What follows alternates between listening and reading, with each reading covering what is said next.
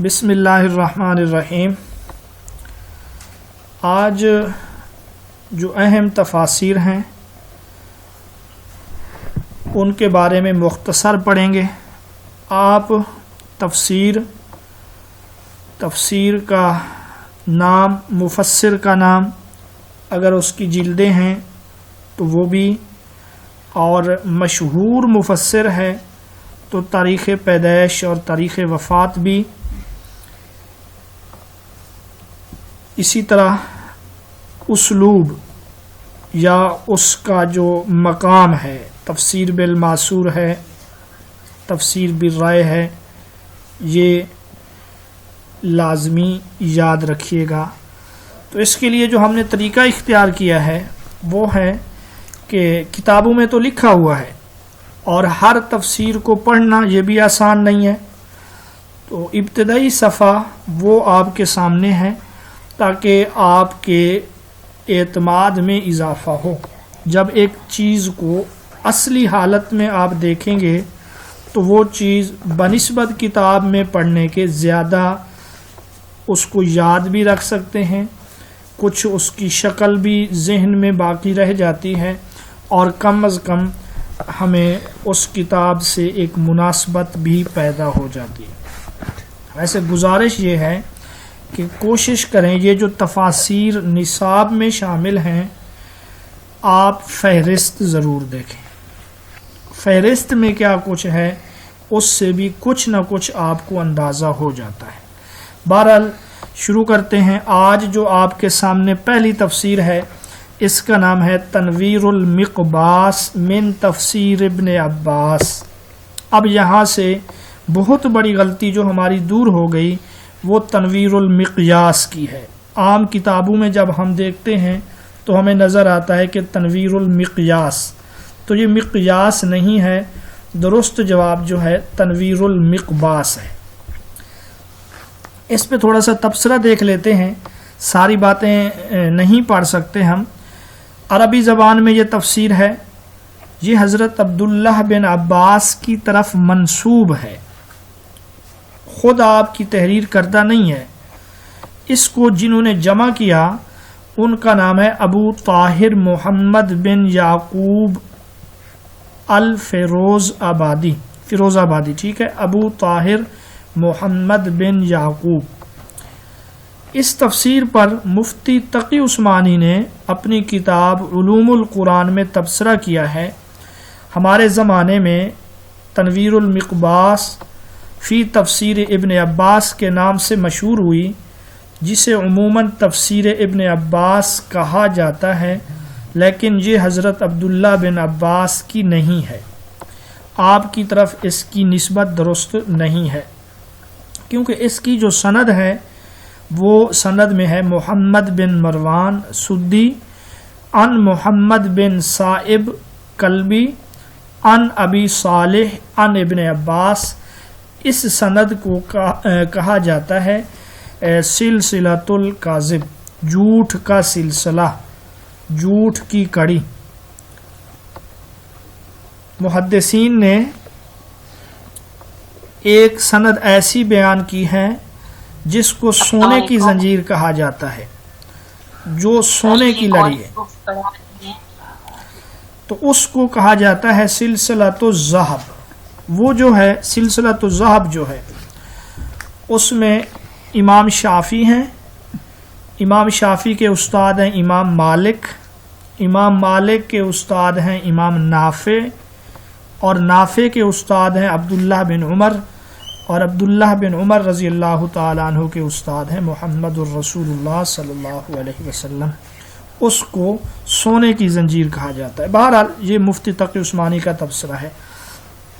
عبداللہ بن عباس کو رئیس المفسرین، ترجمان القرآن کہا گیا۔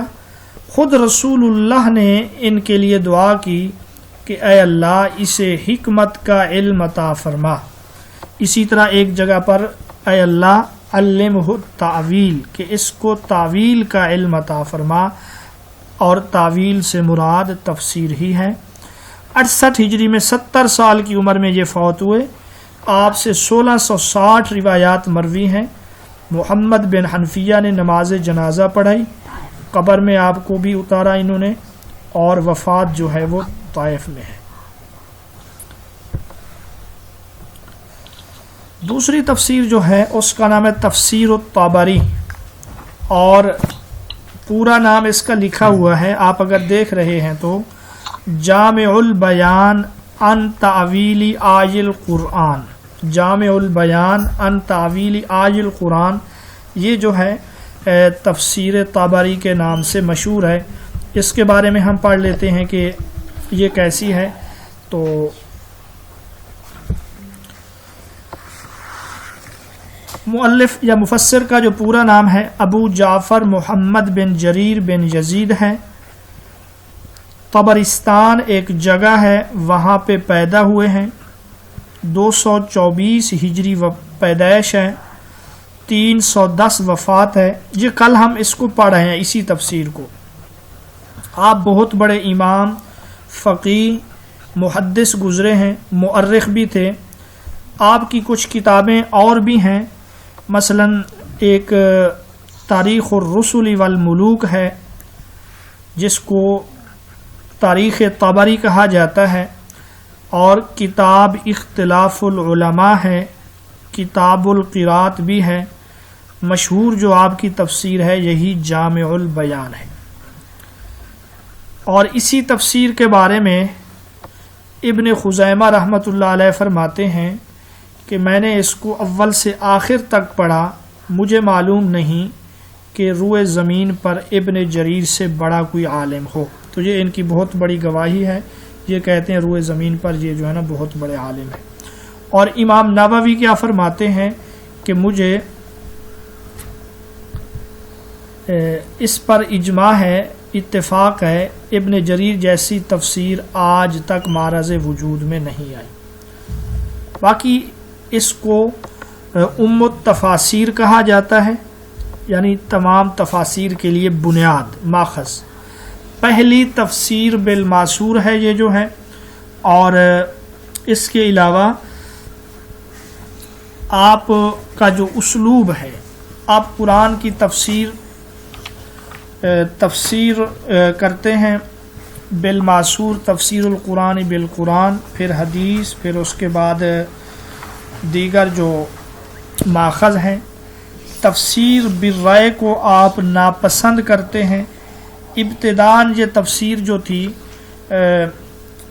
30,000 صفحات پر مشتمل تھی، بعد میں آپ نے اس کو مختصر کر دیا 3,000 صفحات پر۔ اس کی جلدیں جو ہیں 30 ہیں، 283 ہجری میں 283 ہجری میں آپ نے اس کو لکھنے کا آغاز کیا، اور اس کو جو ہے 7 سال کے عرصے میں مکمل کیا ہے۔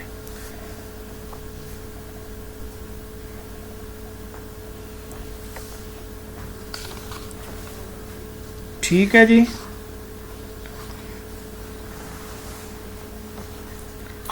سر تنویر اقبال جو ہے اس کو ایک منٹ بتا دیں، یہ بک کون بالماسور کہیں گے؟ جی وہ بھی تفسیر بالماسور میں اس کو شمار کیا گیا ہے۔ اگلی تفسیر جو ہمارے سامنے ہے وہ ہے المحرر الوجیز فی تفسیر الکتاب العزیز، یہ تفسیر کا نام ہے۔ اور سر مطلب یہ کہاں سے پڑھا جا رہا ہے؟ ہم جوائن اپ کیا ہے سگنل پرابلم کی وجہ سے۔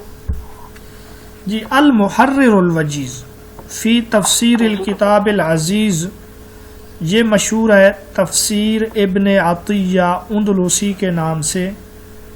یہ بھی عربی زبان کی تفسیر ہے، تفسیر بالماسور ہے۔ اس کے جو مؤلف ہیں ان کا نام ہے ابو محمد عبد الحق بن غالب بن عطیہ اندلسی، ابو محمد عبد الحق بن عطیہ اندلسی۔ آپ پریشان نہ ہوں، آپ کو یہ ویڈیو جو ہے وہ مل جائے گی بعد میں۔ پیدائش ان کی 481 ہجری ہے، وفات 564 ہے۔ یہ بہت ماہر قاضی، فقیہ، محدث، شاعر، ادیب، نحوی گزرے ہیں، ان کا مسلک جو ہے وہ فقہ مالکی ہے۔ اچھا، ابن جریر طبری جو ہے انہوں نے تو فقہ طبری کی بنیاد رکھی تھی، پہلے شافعی مسلک سے تھے، یہ ہم نے پہلے پڑھا ہے۔ تو محرر الوجیز کے جو مؤلف ہیں یہ مالکی مسلک سے تعلق رکھتے تھے۔ یہ جو اندلس کے جو لوگ ہیں، اکثر علماء جو ہیں یہ سب مالکی مسلک سے تعلق رکھنے والے ہیں، اکثر علماء، سوائے چند ایک کے، یہ آپ ذہن میں بٹھا لیں، اس سے آپ کو مسئلہ کا سمجھنا آسان ہو جائے گا۔ اور مشہور شہر ہے اندلس کا غرناطہ، یہ وہاں پہ پیدا ہوئے۔ تفسیر کا جو اسلوب ہے، تفسیر سے پہلے ایک مقدمہ ہے اور اس مقدمہ میں آپ تفسیر لکھنے کی وجہ بیان کرتے ہیں اور پھر قرآن مجید کی فضیلت وغیرہ اس چیز کا تذکرہ کرتے ہیں۔ اس کی جو ہیں 10 جلدیں ہیں، اس کی کتنی جلدیں ہیں؟ 10 جلدیں ہیں، اور اسرائیلی روایات ذکر کرنے کے بعد نقد بھی کرتے ہیں، یعنی سند پہ تبصرہ کرتے ہیں، جرح کرتے ہیں۔ اس کے علاوہ جو ہے غیر ضروری قصے اور حکایات بیان نہیں کرتے، اور آیات کی تفسیر میں احادیث کو زیادہ ترجیح دیتے ہیں۔ ابن تیمیہ رحمۃ اللہ علیہ کا تبصرہ آپ کے سامنے موجود ہے کہ ابن عطیہ اندلسی کی تفسیر کشاف سے بہتر ہے کیونکہ یہ بدعات سے دور ہے، اس کی نقل اور بحث جو ہے زیادہ صحیح ہے۔ ابن تیمیہ نے یہ بھی لکھا کہ جو ابن جریر کی تفسیر ہے نا وہ ان سب سے بہتر ہے۔ جی، اگلی تفسیر جو ہمارے نصاب میں بھی شامل ہے یعنی مجوزہ کتب میں، وہ ہے تفسیر بحر العلوم۔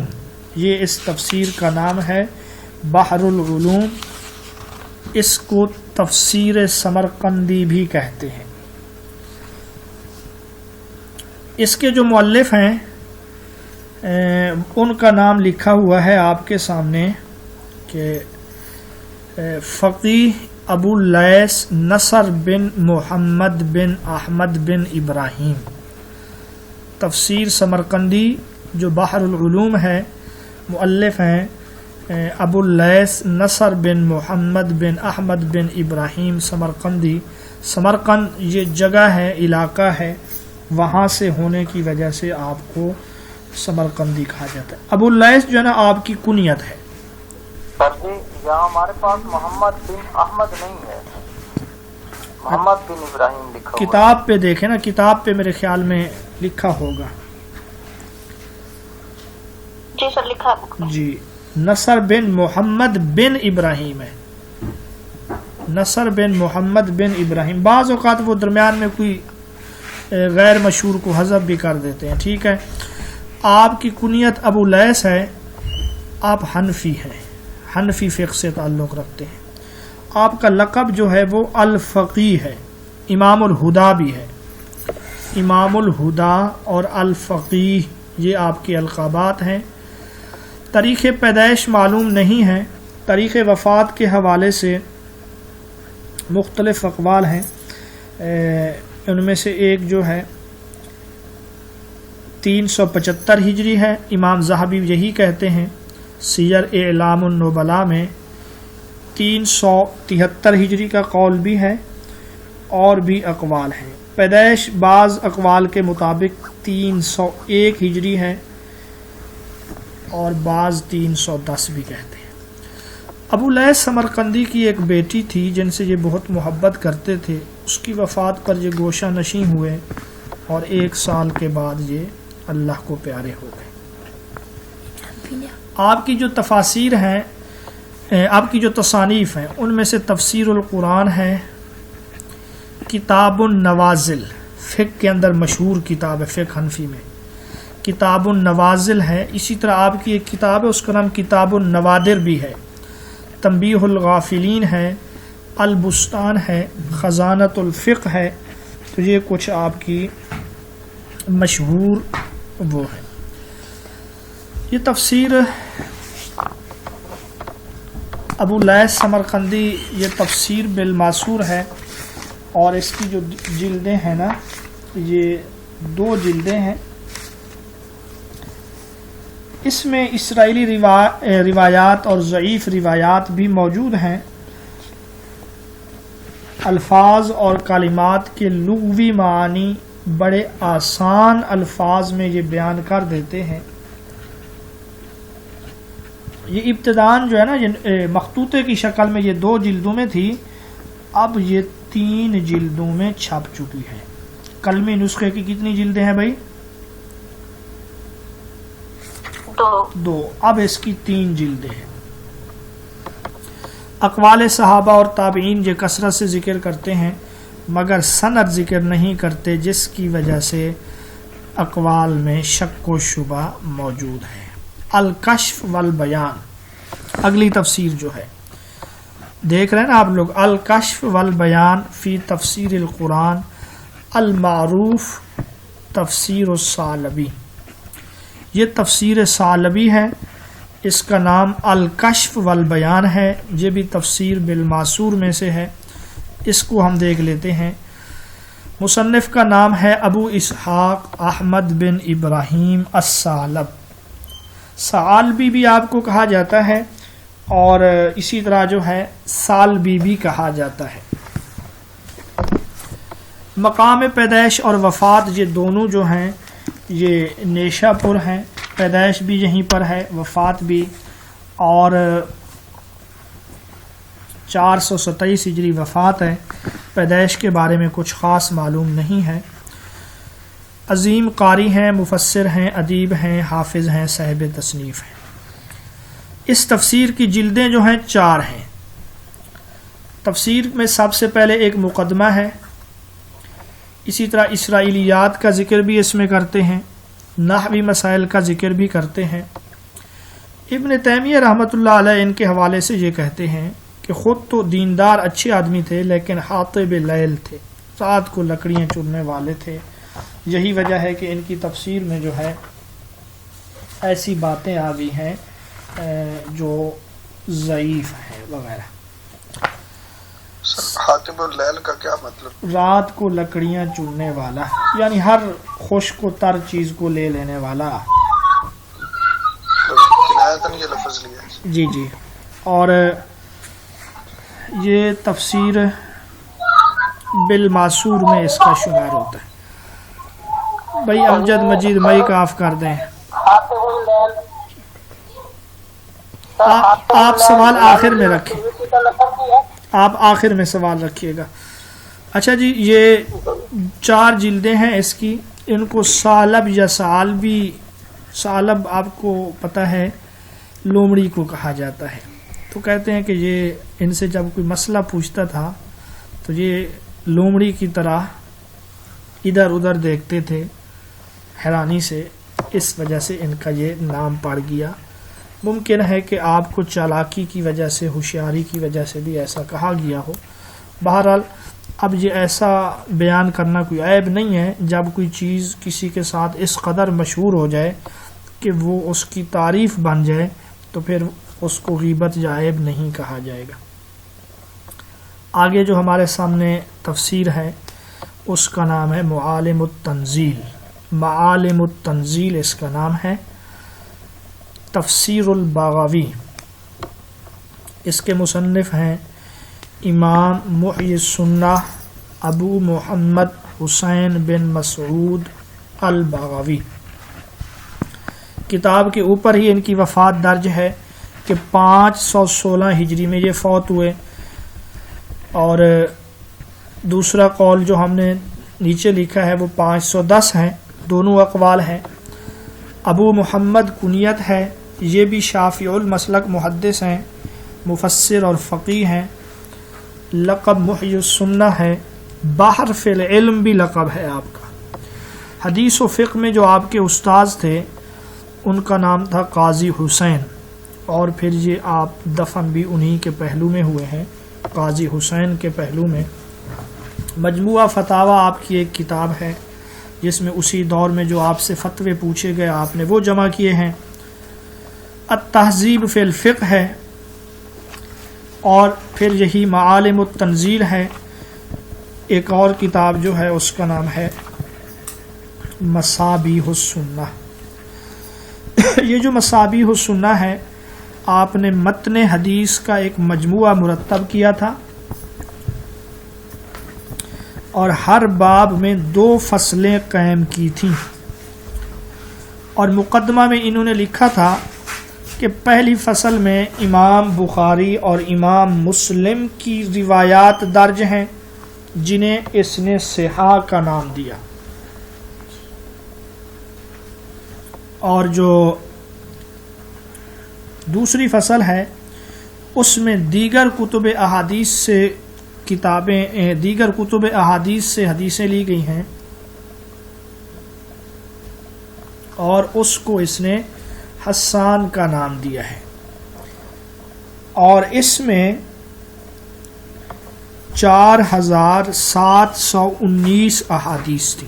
بہرحال یہ انشاءاللہ حدیث میں بھی ہم اس کو پڑھیں گے۔ اور یہ جو حسان اصطلاح ہے، اصحاب سنن اپنی کتابوں کی زینت انہی احادیث کو بناتے ہیں، یعنی کہ یہ فقہی احادیث ہیں۔ سنن بھی حدیث کی وہ کتاب ہے جس میں احکام والی احادیث ہوں، فقہی ترتیب پر ہو۔ امام بغوی رحمۃ اللہ علیہ کی تفسیر کی خصوصیات جو ہیں، تفسیر بغوی کی، تو آپ نے بہت سی حدیثیں ذکر کی ہیں سند کو حذف کر کے، بلکہ یہ تو مصابیح السنہ کی وہ خصوصیات ہیں، ہم تفسیر کی خصوصیات کرنا چاہتے ہیں۔ تو تفسیر کی جو خصوصیات ہیں، یہ تفسیر بغوی یہ تفسیر ثعلبی سے مختصر ہے، ابن تیمیہ کا یہ تبصرہ ہے، موضوع اور بدعتی روایات سے پاک ہے۔ ابن تیمیہ اس کے بارے میں یہ کہتے ہیں۔ تفسیر کے شروع میں انہوں نے تفسیر کے جو ماخذ ہیں ان کا ذکر کیا ہے کہ میں یہاں پر جو تفسیر کے حوالے سے جن کتب سے مدد لوں گا ان کا تذکرہ کیا ہے، مراجع کا تذکرہ کیا ہے، اور ایک فصل میں قرآن کی فضیلت ہے، جو تفسیر بالرائے کرتے ہیں ان کو ڈرایا دھمکایا ہے، تہدید کی ہے، اور قرآن، حدیث، اقوال صحابہ اور اقوال تابعین سے انہوں نے اپنی تفسیر کو خوبصورت بنایا ہے۔ اگلی جو تفسیر ہے ہمارے سامنے، اس کا نام ہے الدر المنصور فی التفسیر بالماسور، مشہور نام ہے، مشہور شخصیت ہیں جلال الدین سیوطی رحمۃ اللہ علیہ۔ الدر المنصور فی التفسیر بالماسور۔ علامہ جلال الدین سیوطی کی پیدائش اور وفات دونوں چیزیں یہاں تفسیر کے اوپر درج ہیں۔ 849 ہجری جو ہے یہ ان کی پیدائش ہے، جبکہ 911 جو ہے یہ آپ کی وفات ہے۔ اس کا تبصرہ تھوڑا سا کر لیتے ہیں۔ ان کا پورا نام جو ہے وہ ابو الفضل عبد الرحمن بن کمال ہے، عبد الرحمن ان کا نام ہے۔ پیدائش 1 رجب 849 ہے۔ لقب جو ہے ابن الکتب ہے۔ ابن الکتب آپ کو اس وجہ سے کہا جاتا ہے کہ آپ کی والدہ کو آپ کے والد نے کسی کتاب کو لانے کے لیے بھیجا، اسی دوران ان کی پیدائش ہوئی، اس وجہ سے آپ کو ابن الکتب کہا جاتا ہے۔ حاطب اللیل بھی آپ کو کہا جاتا ہے۔ بعض معاملات میں، احادیث میں آپ نے ہر قسم کی چیزیں جمع کر دی ہیں اس وجہ سے۔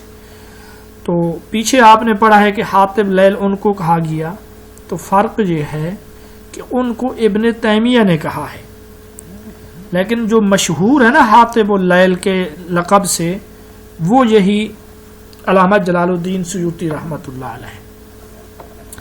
یہ اس سیوط کی طرف نسبت سے ہے۔ یہ مصر میں ایک جگہ ہے دریائے نیل کے مغربی کنارے، چونکہ ان کی پیدائش اور یہ وہاں پہ ہوئی اس وجہ سے ان کو سیوطی کہا جاتا ہے، جگہ کی طرف نسبت کرتے ہوئے۔ 8 سال کی عمر میں قرآن مجید حفظ کر لیا تھا۔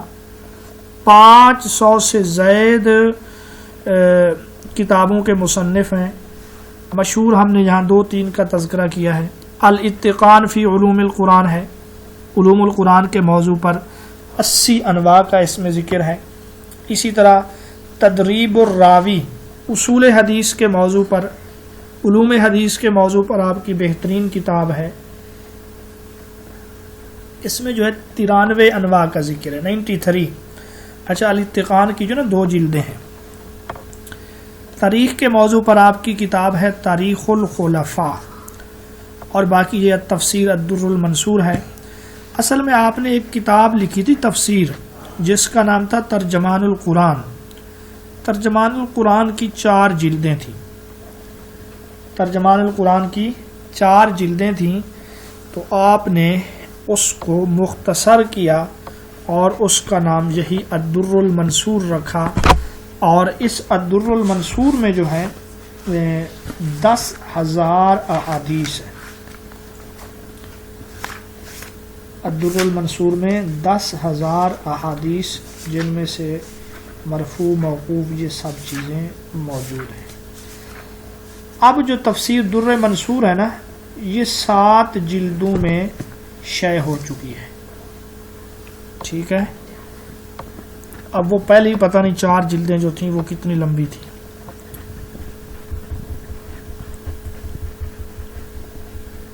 تفسیر القرآن العظیم، اگلی تفسیر، یہ بھی تفسیر بالمعصور ہے۔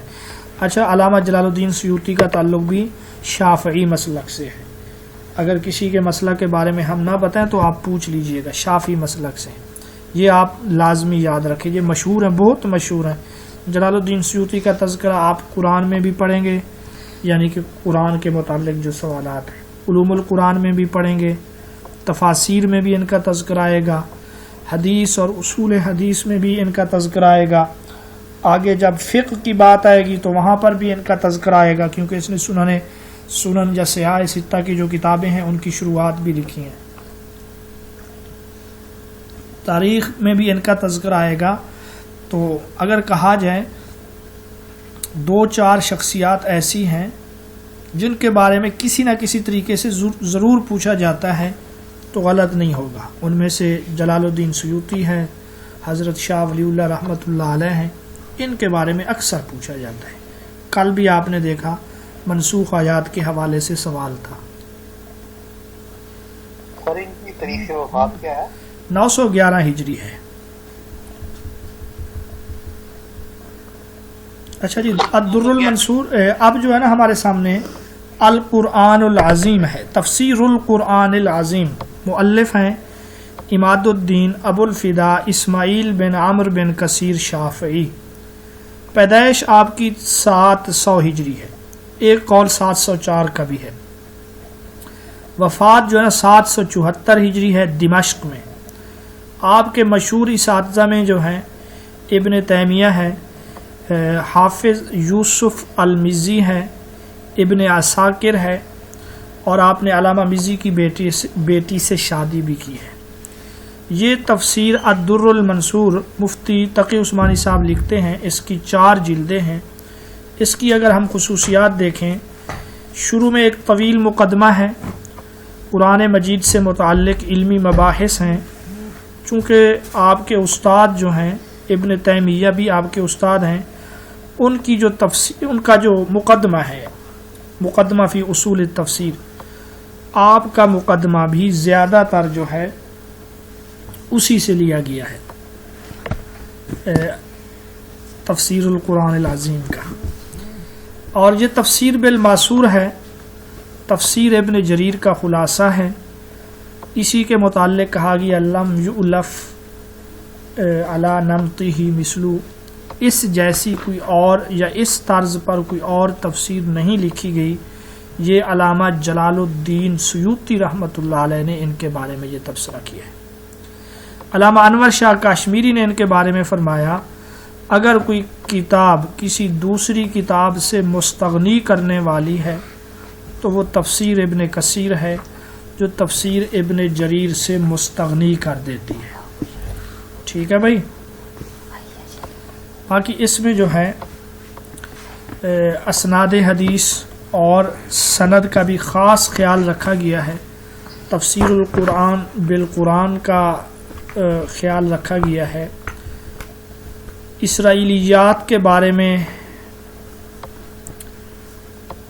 یہاں پہ ان کی تردید کی گئی ہے، جرح کی گئی ہے ان پر. بے مقصد امور سے آپ نے احتراز کیا ہے.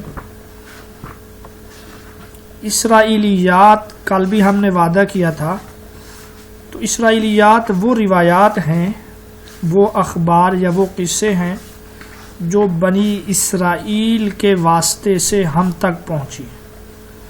بنی اسرائیل سے روایت ہو کر جو ہم تک پہنچی ہیں ان کو اسرائیلیات کہا جاتا ہے.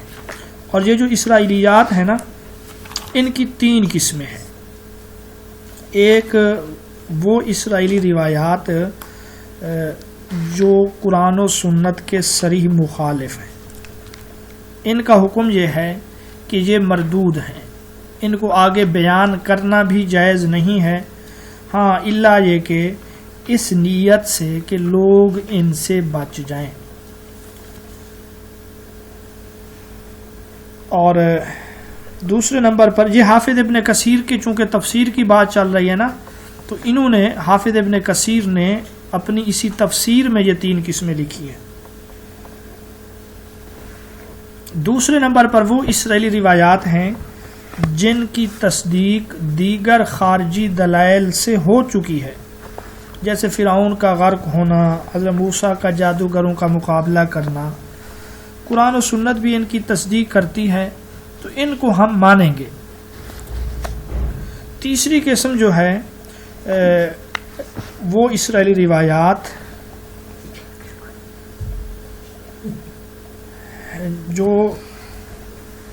جن کے بارے میں قرآن و سنت جو ہے خاموش ہے.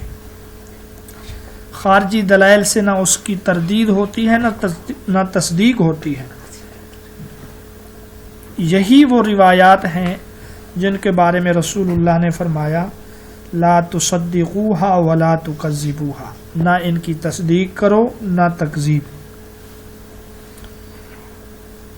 اب ان روایات کو بیان کرنا تو جائز ہے، لیکن ان پر کسی دینی مسئلے کی بنیاد رکھنا یہ جائز نہیں ہے. اسرائیلی روایات جو ہمیں پہنچی ہیں ان میں جو مشہور لوگ ہیں نا وہ 2 ہیں. اسرائیلی روایات کے حوالے سے جو زیادہ مشہور ہیں ان میں سے ایک تو کعب احبار ہیں، دوسرے جو ہے نا وہب بن منبہ ہیں، تیسرے جو ہیں وہ عبداللہ بن عمرو بن عاص رضی اللہ تعالیٰ عنہ ہیں. اب آپ سے سوال 2-3 نوعیت سے پوچھا جا سکتا ہے.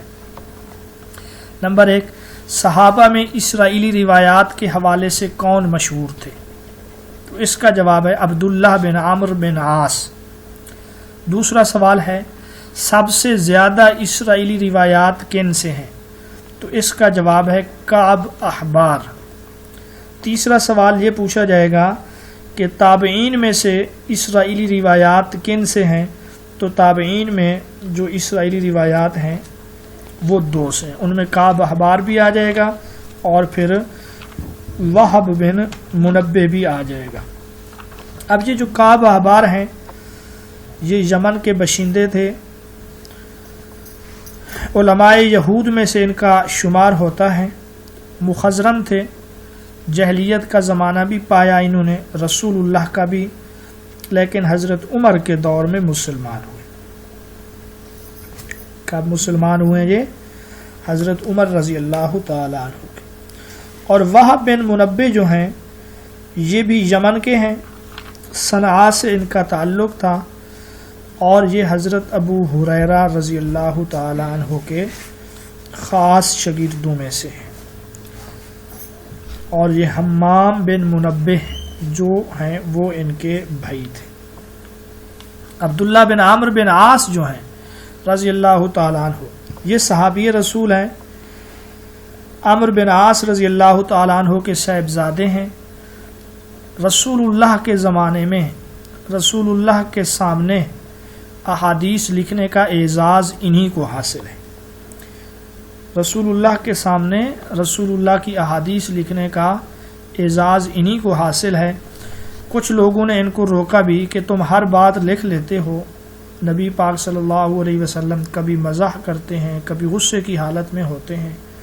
تو آپ نے یہ تذکرہ کیا تو آپ نے فرمایا کہ جو کچھ بھی سنو لکھ لو، قسم ہے اس ذات پاک کی، اور اپنے چہرہ انور کی طرف اشارہ کرتے ہوئے فرمایا یہ مفہوم بتلا رہا ہوں کہ یہاں حق کے سوا اور کچھ نہیں نکلتا۔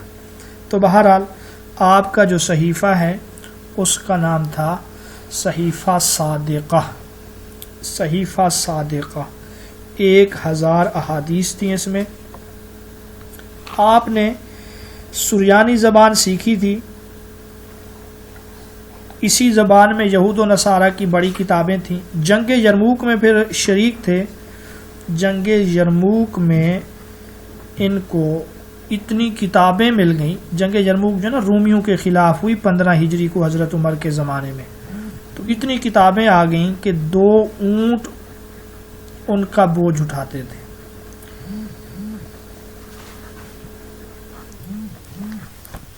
جی تو یہ ہم نے تبصرہ اور تذکرہ کیا ہے تفسیر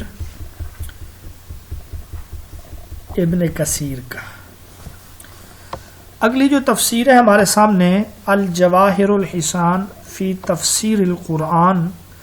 جواہر الحسان فی تفسیر القرآن، اس کو تفسیر سال بھی کہا جاتا ہے۔ یہ بھی تفسیر بالماسور ہے۔ سر یہ ان کا مسئلہ کون سا تھا؟ ہاں، ابن کثیر شافی مسلک تھے، زبردست۔ ابن کثیر رحمۃ اللہ علیہ کی شخصیت بھی بہت مشہور شخصیت ہے۔ آپ نے بھی تاریخ پر جو کتاب لکھی ہے البدایہ والنہایہ، بہت مشہور کتاب ہے۔ انبیاء کے بارے میں آپ کی کتاب ہے قصص الانبیاء، اور اسی طرح آپ کی حدیث کے اوپر بھی کتابیں موجود ہیں۔ تفسیر ثعالبی جو ہیں ان کے مؤلف ہیں ابو زید عبد الرحمن بن محمد، ابو زید عبد الرحمن بن محمد الثعالبی الجزائری المغربی المالکی۔ مغرب یہ اندلس اور اس سائڈ پہ جو علاقے ہیں ان کو مغرب بھی کہا جاتا ہے، تو وہاں چونکہ مالکی مسلک کے تھے اس وجہ سے آپ کو مالکی کہا گیا۔ وفات جو ہے 876 ہجری ہے الجزائر میں۔ تفسیر ابن عطیہ کا اختصار ہے۔ تفسیر ثعالبی جو ہے ابن عطیہ کا اختصار ہے۔ اسرائیلیات بھی نقل کی گئی ہیں، اسرائیلیات پر نقد بھی انہوں نے کیا ہے۔ کتاب کے آخر میں ایک فہرست ہے جس میں مشکل الفاظ کی انہوں نے تشریح دی ہے، اور یہ 4 جلدوں پر مشتمل ہے۔ امام ثعالبی رحمۃ اللہ علیہ ان کی اور بھی کتابیں ہیں، جن میں سے ایک تحفۃ الاخوان فی اعراب بعض آیات القرآن ہے، اور جامع الامہات فی احکام العبادات یہ بھی ہے۔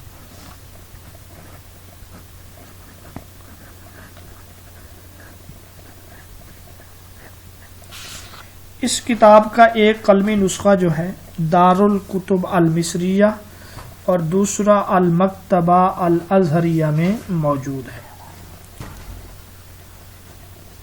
مشکل الفاظ کی تشریح بھی اس میں کی گئی ہے۔ فتح القدیر فی جمع بین الروایہ والدرایہ۔ الجامع پورا نام جو ہے آپ کے سامنے، الجامع بین فن الروایہ والدرایہ من علم التفسیر، یہ اس کا پورا نام ہے۔ کہ درایت اور روایت میں یہ جامع ہے۔ مصنف جو ہے محمد بن علی بن محمد الشوکانی ہیں اور ان کی وفات 1250 ہے۔ 1250 لکھی ہے نا، اس کو دیکھ لیں تسلی سے۔ 1700 نہیں بھائی، 1250 وفات ہے ان کی، 1173 ہجری جو ہے یہ ان کی پیدائش ہے، وہ عیسوی ہے، ٹھیک ہے۔ فتح القدیر جو ہے 1759 ہجری میں یہ پیدا ہوئے ہیں۔ مؤلف اس کے محمد بن علی بن محمد 10 سال کی عمر میں قرآن مجید کو حفظ کیا۔ کسی بھی آیت کی اولاً تفسیر کرتے ہیں، علماء سلف کے اقوال نقل کرتے ہیں، فقہی مذاہب و مسالک کا ذکر بھی کرتے ہیں، آیتوں اور صورتوں کے درمیان ربط کو بھی بیان کرتے ہیں، اور صورتوں کے فضائل بھی ذکر کرتے ہیں، لیکن ان کا تعلق جو ہے شیعہ مسلک سے ہے۔ شیعوں کے جو فرقے ہیں ان میں سے ایک فرقہ زیدیہ ہے جو اہل سنت کے قریب ہے، امام زید بن علی رحمۃ اللہ علیہ کی طرف منسوب ہے۔ تو چونکہ امام زید بن علی امام ابو حنیفہ کے بالکل ساتھ رہتے تھے، تو اس وجہ سے یہ بھی اہل سنت کے قریب ہی ہے۔ بہرحال یہ فرقہ زیدیہ کی نمائندہ تفسیر ہے۔ فتح القدیر جو ہے فرقہ زیدیہ کی نمائندہ تفسیر ہے۔ امام شوکانی کی کتابیں مطبوعہ یا غیر مطبوعہ جو ہیں وہ اس طریقے سے ہیں۔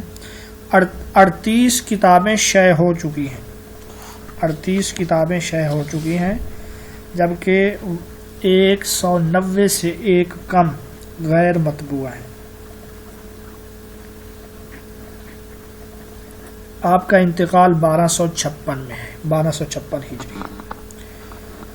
آپ صورتوں کی فضیلت بیان کرتے ہیں، قرات اگر مختلف ہیں تو ان کا تذکرہ کرتے ہیں، فقہ یعنی کہ اگر مسائل ہیں اس کا تذکرہ کرتے ہیں، اعراب اسباب نزول کو بیان کرتے ہیں، نسخ کو بھی بیان کرتے ہیں، اجمالی معنی بیان کرتے ہیں، آیت سے اگر کوئی احکام مستنبط ہوتے ہیں تو ان کا تذکرہ بھی کرتے ہیں، اور احادیث نبوی اور آثار صحابہ کا بھی تذکرہ کرتے ہیں۔ امام زمخشری کا انہوں نے رد کیا ہے، معتزلی جو تھے، تو یہ آپ کی تفسیر کا کچھ جائزہ ہم نے لیا ہے۔ اس کے بعد اگلی تفسیر جو ہے ہمارے سامنے وہ ہے تفسیر الخازن۔ نہیں یہ شیعہ تھے۔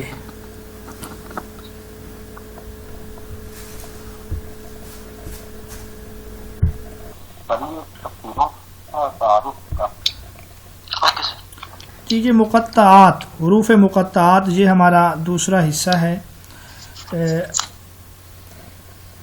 ایک قول ہے لِكُلِّ کتاب انزلہ اللہ تعالی سر، ہر کتاب جس کو اللہ نے اتارا اس میں کوئی نہ کوئی راز ہے، اور قرآن مجید میں راز جو ہے وہ صورتوں کے شروع میں آنے والے حروف ہیں۔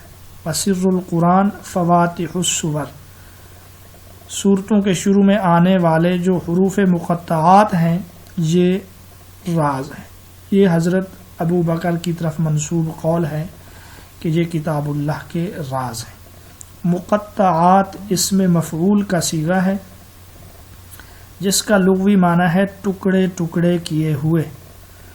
چونکہ یہ حروف، اب یہ مناسبت ہے، چونکہ یہ حروف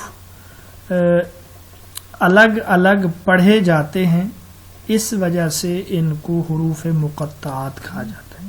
لکھے ایک ساتھ جاتے ہیں، الف لام میم، اب اس کو علم پڑھنا چاہیے تھا لیکن اس کو الگ الگ سے پڑھا جاتا ہے، اس وجہ سے ان کو حروف مقطعات کہتے ہیں۔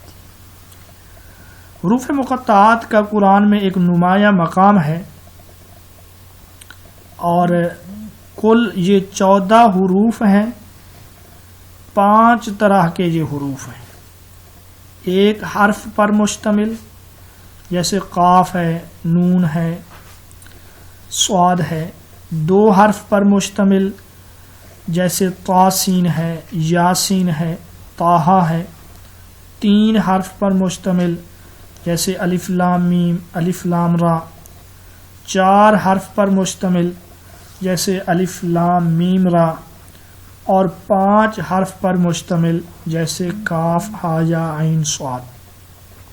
تو یہ حروف مقطعات 5 طرح کے ہیں، کل 14 ہیں 5 طرح کے، اور قرآن مجید کی 29 صورتوں کے شروع میں ہیں، جن میں سے 26 صورتیں بالاتفاق مکی ہیں، 2 صورتیں مدنی ہیں۔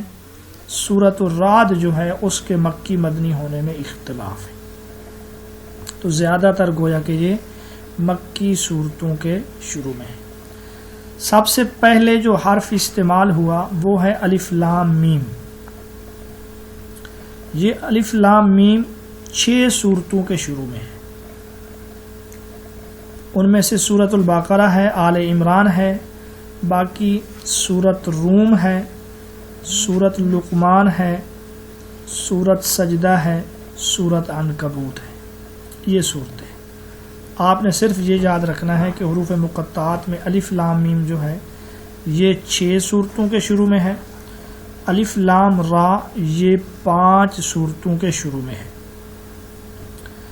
اور اس کے علاوہ حوامیم آپ صلی اللہ علیہ وسلم کا فرمان ہے کہ ہر چیز کے لیے ایک دیباج ہے، ریشم کا کپڑا ہوتا ہے دیباج خوبصورتی کے لیے، اور قرآن مجید کا جو دیباج ہے وہ حوامیم ہے۔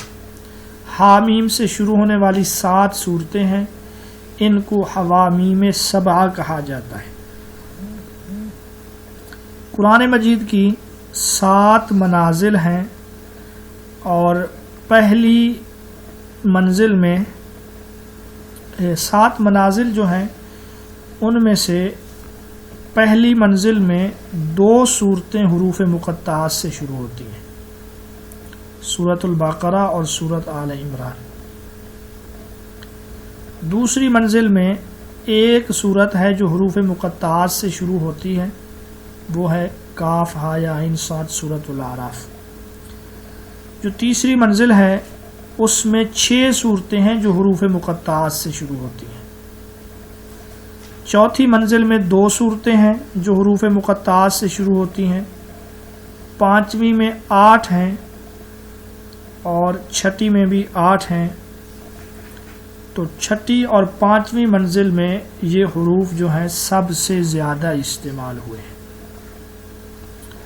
حروف مقطعات یہ مقررات سمیت جو ہیں یہ 78 بنتے ہیں، یعنی الف لام میم میں الف جو ہے یہاں پر بھی ہے، الف لام را میں بھی یہ الف ہے، الف لام را میں بھی ہے، تو اس طرح یہ مقررات سمیت جو ہیں 78 بنتے ہیں۔ اور ان کو لانے کی جو حکمت ہے یہ کفار کو یہ بتلایا گیا کہ حروف تہجی کل جو ہیں عربی میں 28 ہیں، 14 یہی حروف مقطعات ہیں، 14 اور ہیں۔ کفار کو یہ بتلایا گیا کہ تم بھی کلام انہی 14 یا انہی 28 سے بناتے ہو، اللہ کا قرآن بھی انہی حروف سے بنا ہوا ہے، اگر یہ کسی بشر کا کلام ہے تو تم بھی اس کا مقابلہ کر کے دکھاؤ۔ ٹھیک ہے بھائی، باقی حروف مقطعات کے حقیقی اور اصلی معنی جو ہے وہ اللہ اور اس کے رسول کے علاوہ کسی کو معلوم نہیں ہے۔ حضرت عبداللہ بن مسعود فرماتے ہیں کہ حروف مقطعات کا علم اللہ کا ایک پوشیدہ راز ہے۔ علماء نے قرآنی آیات کو 3 حصوں میں تقسیم کیا. بعض ان کو 2 حصوں میں تقسیم کرتے ہیں، بعض جو نا 3 حصوں میں. کچھ حروف آیات محکمات ہیں، کچھ جو ہیں متشابہات ہیں، اور کچھ کیا ہیں مقطعات ہیں. ٹھیک ہے بھائی. سر جی آخری بات دوبارہ. جی سر. آیتوں کو جو ہے نا بعض علماء نے 3 حصوں میں تقسیم کیا. کچھ جو ہیں حروف مقطعات ہیں، آیتیں مقطعات ہیں، کچھ محکمات ہیں. مئی کاف کر دیں بھائی. کچھ جو ہیں وہ متشابہات ہیں. اب میں آپ کو جو ہے وہ لکھوا رہا ہوں جس میں یہ 14 حروف آ جاتے ہیں. نص حکیم قاطع، نص حکیم قاطع لہو سر. نص نون صاد نص، پھر اس کے بعد ہے حکیم. نص حکیم قاطع قاف الف طا عین لہو سر سین ر سر. مطلب یہ ہے دانش مند کی عبارت قطعی ہوتی ہے. حکیم کہتے ہیں دانش مند، عقل مند کو. عقل مند کی جو عبارت ہوتی ہے وہ قطعی ہوتی ہے، اس میں کوئی نہ کوئی راز ہوتا ہے.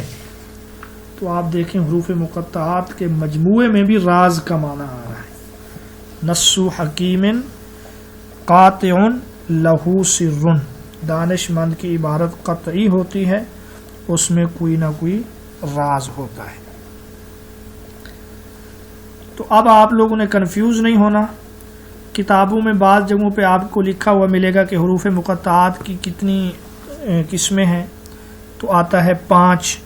بعض جگہوں پہ جب آپ کہیں گے کہ 29 ہیں، 14 ہیں، تو کنفیوز ہو جائیں گے. تو اب آسانی کے لیے کہ کل 14 ہیں، 29 صورتوں کے شروع میں ہیں، اور تعداد کے لحاظ سے، حروف کی تعداد کے لحاظ سے یہ 5 ہیں. یعنی کہ 1 حرفی، 2 حرفی، 6 حرفی، 4 اور 5 حرف پر مشتمل حروف مقطعات. چلیں جی، آج کا ہمارا سبق ختم ہوا.